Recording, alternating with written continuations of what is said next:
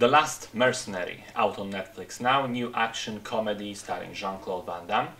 It's a comedy of misunderstandings, much like many other French comedies I've seen in my lifetime, and it also bears some similarities to Spy with Melissa McCarthy and Jason Statham.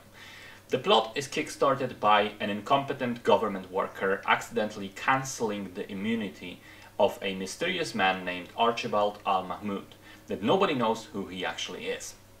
That is a problem because his immunity and his identity has actually been stolen and is being used by a weapons dealer who is trying to buy this powerful EMP device from corrupt officials. But the identity actually belongs to a meek, quiet college student who has absolutely no idea why he's suddenly being chased by secret agents and the police, all trying to arrest him.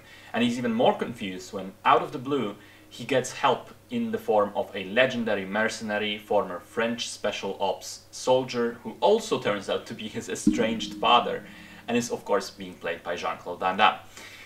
Now, I know this way I described the plot is kind of all over the place and confusing and chaotic, but that's how the movie is presenting it. In the end, it all comes together and does make sense, but the movie deliberately keeps us in the dark for a long time, slowly revealing more clues as to what's actually going on. And there are things to like and things to dislike here. There are some pretty impressive car chase sequences and stunts. The action in general is okay. There is one especially fun fight sequence in an old arcade. Van Damme is charismatic as hell, and despite being 60, he's still a very convincing action performer. On the other hand, a lot of the humor I found unfortunately pretty dumb. There is a whole section in the middle of the film which goes on for like 15 minutes or so, and it's all based around one of the characters having a swollen lower lip and being unable to speak properly.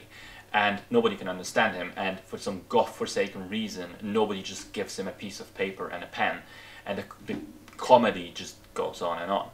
I also didn't much care for the wimpy kid, and therefore the whole central dynamic between him and the dad failed for me, because I was really only invested in one of them and not the other.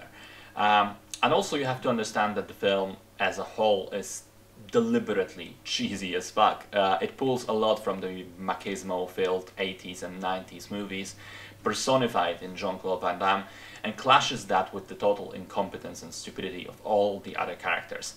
And in many ways, it does overdo things, clearly, but I think that's what the movie was actually going for. So treating it as a good thing or a bad thing depends entirely on what you're looking for in a film. In this one, what you will find is a so-so mix of competent action with hit or miss comedy that's unfortunately more miss than hit at the end of the day.